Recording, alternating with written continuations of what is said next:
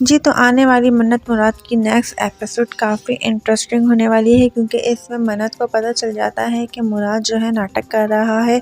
इसके हाथ में कोई फ्रैक्चर नहीं हुआ है। वो कहती है कि ये सारा नाटक ख़त्म करो। मैं जानती हूँ तुम्हारे हाथ में कोई फ्रैक्चर नहीं हुआ है। तुम लोगों को बेवकूफ़ बना सकती हो, मुझे बेवकूफ़ नहीं बना सकती। वो इस तरह की बातें करेगी। वो कहेगा मुराद कि क्या हो गया है, तुम क्यों नाराज़ हो रही हो मुझसे। तो कहेगी तुम झूठ पे झूठ बोले जा रहे हो और कितना झूठ बोलोगे। तो यहीं पे माँ बेटी बात कर रहे होंगे कि मन्नत कितनी तेज़ है कि उसने आते ही मुराद के सर से अज़रा का भूत उतार दिया है। तो माँ कहेगी कि मुझे तो अब ये डर है कि अज़रा का तो भूत उतर गया, लेकिन अब मन्नत का जादू सर चढ़ के बोलेगा।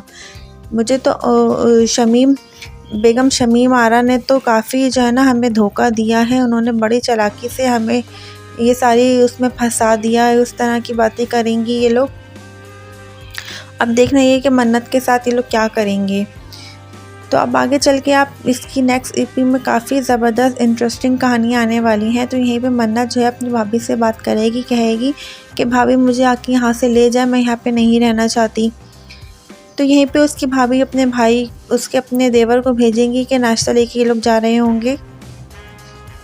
जब वहाँ पहुँचेंगे तो वहाँ पे तो सारे के सारे बैठे हुए होंगे, नाटकबाजी इनकी चल रही होगी कि अभी तक नाश्ता नहीं आया, सुबह का टाइम था, अब दोपहर हो गई है, तो खाने का टाइम हो गया। जब नाश्ता लेके पहुँचेंगे तो कहेंगे अब ये तो नाश्ते का टाइम तो नहीं है, तो खाने का टाइम है। इस तरह की बातें ना उनके मुँह पे कही जाएंगी।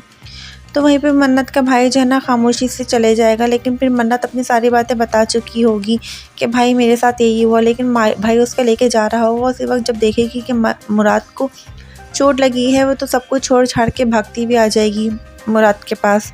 तो वहीं उसका भाई जरूर उसको हैरत से देखेगा कि मेरी बहन कितना बदल गई है। वो सब कुछ छोड़ के फ़ौरन मुराद के पास चली गई और उसकी माँ भी इतनी हैरत से देखेगी और उसकी सारी बहनें ऐसे देखेंगी। और फिर वो बाद में गुस्सा करेगी कि जाओ, ये क्या बदतमीज़ी है, तुम लोग यहाँ क्यों खड़ी हुई हो, जाओ यहाँ से। और फिर जब मन्नत जो है ना उसको फिर कमरे में लेके जाने लगेगी, कहेगी चलो कमरे में चलो आराम करो। तो वहीं पर उसकी माँ रोक लेगी, कहेगी कहाँ लेके जा रही हो मेरे बेटे को।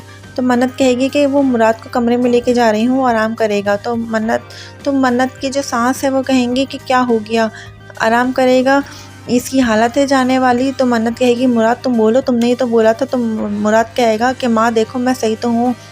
तो वहीं पर उसकी जो बहन है वो कहेगी माँ छोड़ो, अब मन्नत आ गई है मुराद का ख्याल रखने के लिए, अब तुम भूल जाओ।